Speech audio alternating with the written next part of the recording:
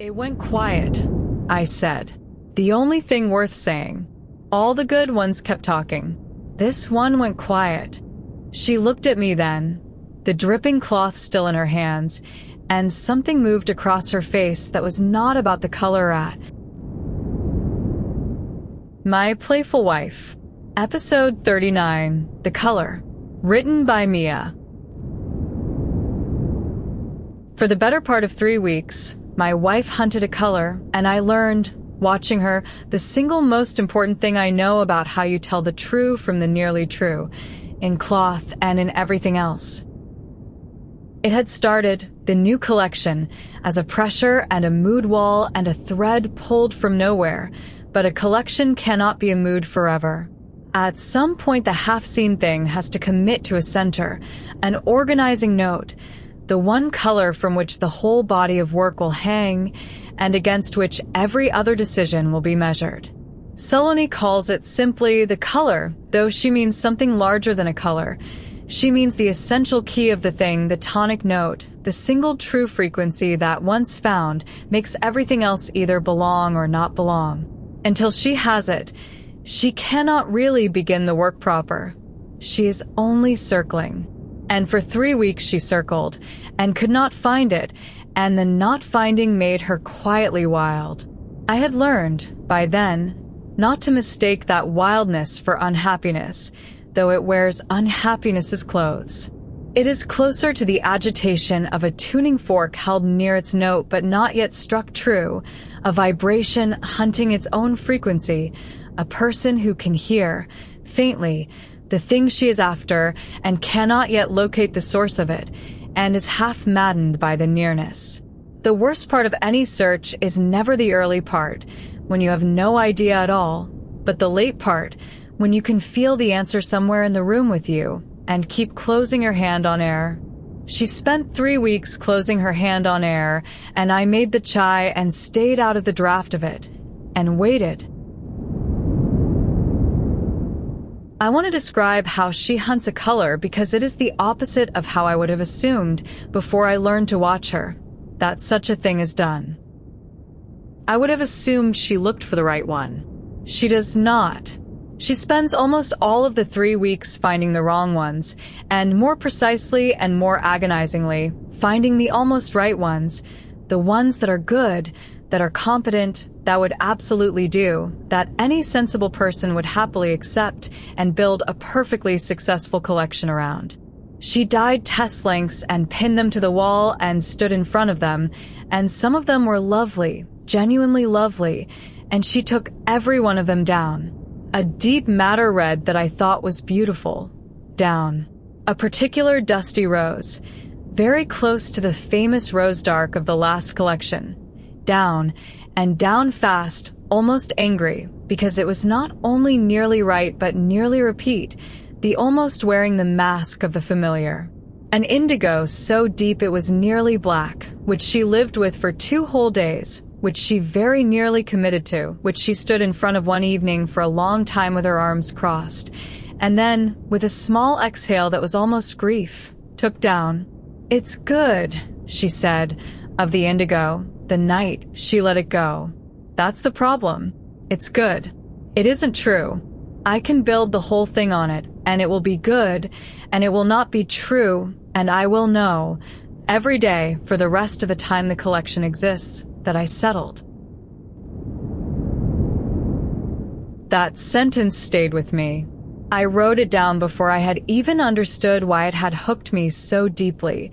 It will be good, and it will not be true, and I will know that I settled. Because here, I realized, was the entire problem of a life, stated in the vocabulary of die. The hardest thing to refuse is never the bad option. The bad option refuses itself.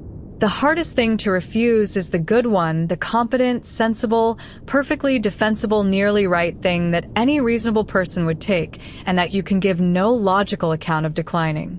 The indigo was good. Everyone would have approved of the indigo. She could have explained the indigo to a buyer, justified it, sold it. The only thing wrong with the indigo was that it was not the true thing, and the only evidence she had of that was a feeling in her body that the color had not made go quiet. And she took it down anyway, surrendered weeks of progress, went back to the agony of the blankish wall, on the strength of nothing but an unprovable interior knowledge that good was not the same as true, and that she would rather have the true late than the good on time. I think about that trade more than almost anything else she has taught me sideways over cloth. The true late or the good on time. Nearly every institution we are raised inside pushes us, relentlessly, toward the good on time. The deadline met, the deliverable shipped, the acceptable version produced on schedule and praised for its punctuality. Almost nothing in the ordinary machinery of a life rewards the other choice, the holding out, the willingness to miss the date rather than meet it with the merely good. Saloni has built a whole working life on the unfashionable conviction that the date is negotiable and the truth is not, and it has cost her, in deadlines and in sleep, and she has never once, that I have seen, regretted the price. Most people cannot do this. Most people, myself emphatically included for most of my life, take the indigo. We take the good enough job, the good enough answer, the good enough version of the thing, because the good enough is right there and is genuinely good, and refusing it feels insane, feels like ingratitude, feels like holding out for a perfection that may not exist. And the good enough is the great enemy of the true, far more than the bad ever is, precisely because it is good enough to silence the part of you that knows the difference. You do not settle for the things you can see are wrong.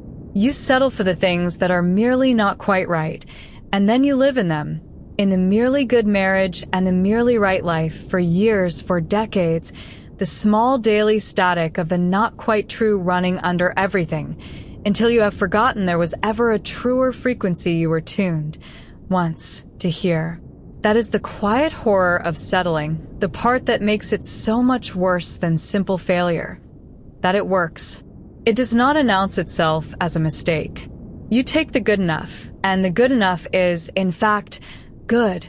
It delivers real and genuine goods, and you are not punished, and no alarm sounds, and the life you have built on the nearly right hums along perfectly functionally for years, which is precisely how it gets you, because there is no crisis to wake you, only the slow forgetting, the gradual atrophy of the ear that could once tell the merely good from the true.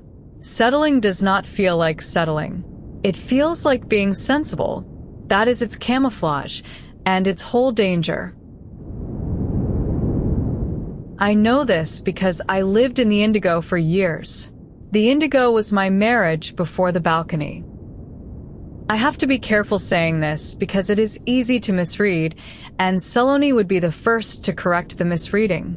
It is not that the old marriage was bad. That is exactly the point. It was good. By every external measure, it was good. We were kind to each other. We did not fight. We were comfortable. We were, a stranger would have said, happy. It was a good marriage the way the indigo was a good color. Competent, defensible, the kind any sensible person would happily accept and build a life around. And it was not true.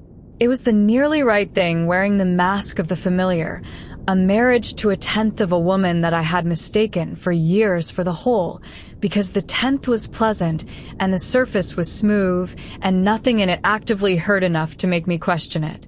I had taken the indigo. I had pinned my good enough marriage to the wall of my life and stood in front of it and thought, this will do, this is good, and I had been right that it was good and catastrophically wrong that good was enough. And then the balcony. And then the true note sounded. And this is the thing I understood, finally, watching her take down the indigo, that once you have heard the true frequency, you cannot unhear it, and you can never again mistake the good for it. The morning everything broke open was the morning the real color of my marriage finally showed, and it made the previous decade's comfortable indigo retroactively unbearable, not because the indigo had been bad, but because I now had the true thing to compare it to, and the comparison was merciless. You do not know you settled until the true thing arrives and shows you, in an instant and forever, the exact distance between what you had and what was possible. Saloni was sparing herself that future grief 3 rooms away by refusing the indigo now. She would rather suffer the search than wake up 2 years into a good collection and feel the true color arrive too late and know, the way I had known on the balcony, exactly what she had settled for. I have wanted, sometimes, to find the version of myself who walked out onto that balcony 2 years ago, the comfortable sleeping man with the watering can, and warn him, not that disaster was coming, because what was coming was not disaster, but that he was about to lose, irreversibly, the great soft gift of not knowing what he had settled for. There is a terrible mercy in never hearing the true note. You get to keep believing the good one was the best there was. The balcony took that mercy from me forever, and I would not give it back for anything. But I understand, watching Saloni spare her future self the same merciless comparison, that the truest things we are ever shown are never, only gifts. She found it on an ordinary Tuesday, and I happened, by luck, to be in the room. I had brought her chai, the standing excuse, the small liturgy that lets me into the workroom without quite intruding on it, and she was at the dye table, not even looking for it anymore, doing something else entirely, rinsing a test length of the plain, undyed base in a bath she had mixed almost absently, her mind elsewhere, defeated for the day. And the cloth came up out of the water a color I do not have the word for, and she does not either, which is how I knew. A sort of gray that was not gray, a green that was not green, the color of the underside of an olive leaf in certain light, the color of a city's oldest stone at dusk, a color with no name and no fashion and no obvious beauty, nothing you would pick off a chart, nothing anyone would have approved in advance, and Saloni went absolutely still. I have watched my wife find things for years now, and I have learned to recognize the stillness. It is not excitement. Excitement is what the wrong but exciting colors produced, the flares of enthusiasm that always, a day later, collapsed. This was the opposite of excitement. This was a great settling, a quiet, the visible sound of something arriving and the search going off. She held the dripping cloth up to the window light, and she did not say anything for a long time, and her face did the thing, not the lit-up thing, the other one, the inward click, the recognition that needs no words because it is happening below words, in the body, in the place where you know a thing is true before you can say why. The cloth had gone quiet in her hands. The color had stopped asking to be questioned. It had arrived, and she knew it, and I knew it from across the room because I had finally learned, after all these years, to read the difference between the color that excites a maker and the color that silences her. The wrong ones are loud. That is the tell I had at last learned to read. The wrong but tempting color comes with a little fanfare, a rush, a thank God, a let's tell someone. It performs its own rightness, insists on it, the way a thing not quite sure of itself overcompensates. The true one does not perform at all. It does not need to convince you, because it is not asking your permission. It simply is completely, and the completeness is the proof, and the proof arrives as silence rather than as noise. I have come to think this holds for nearly every important thing there is. The false is loud and the true is quiet, and we are trained, disastrously, from the cradle, to trust the loud. That's it, she said, at last, very quietly, almost unwilling to say it loud in case it spooked. That's the color. That's the whole thing. It's been in the plain cloth all along. I kept eyeing things, and it was sitting in the base the whole time, waiting for me to stop looking for something more impressive. There was a small lesson folded into that, and she heard it as she said it. I watched her hear it. That the true thing is so often the plain one, the one already in your hands, the base material you overlooked precisely because it made no show of itself, while you went hunting through the dye baths for something more obviously remarkable. The grand collections, the grand colors, the grand lives are almost never built out of grand materials. They are built, when they are true, out of the plain thing finally seen for what it always quietly was. She had dyed a dozen impressive colors, and the true one had been sitting undyed on the shelf the entire time, asking nothing, being itself, waiting only to be noticed. I did not gush. I have learned that too. The true thing, found, does not want applause any more than the beginning wanted enthusiasm.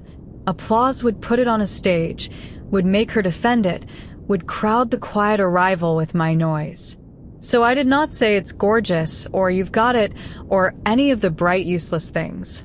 I just looked at the color she was holding to the light, the no-name gray-green of old stone and olive underside, the true note, the tonic, and I let her see that I saw it, that I understood the difference between the stillness and the earlier excitements, that the witness in the corner knew a true color had just sounded in the room.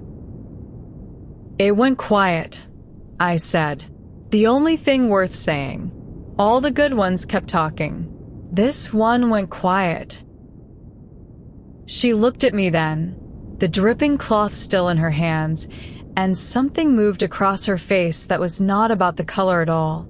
Yes, she said. That's exactly it. That's exactly how you know.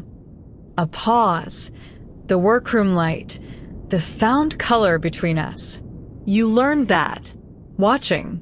You actually learned how it works.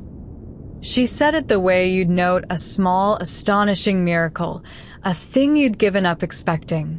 20 years you saw nice clothes.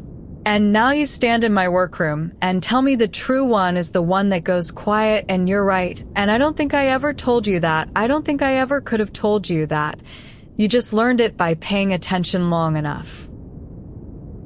I had a good color for 20 years, I said. And then the true one. I know the difference now. I know it in my whole body. I'm never going to be able to unknow it again. And we both understood that I had stopped talking about cloth, and neither of us said so, because the found color was hanging dripping in the light between us, saying it perfectly well on our behalf. I wrote it in the 5th notebook that night, the color still drying on a line in the next room. The true note finally sounded in our house. The color. 3 weeks of hunting, and the agony wasn't the bad ones. It was the good ones, the almost right, the indigo she lived with for 2 days and took down. It's good. That's the problem. It's good and it isn't true, and I'll know every day that I settled. The good enough is the great enemy of the true, far more than the bad, because it's good enough to silence the part of you that knows the difference. I lived in the indigo for years. It was my marriage before the balcony. Not bad, good. A good marriage to 1/10 of a woman I mistook for the whole. Once the true note sounds, you can't unhear it and can never again mistake the good for it. She found the color on a Tuesday. It was in the plain base all along, waiting for her to stop looking for something more impressive.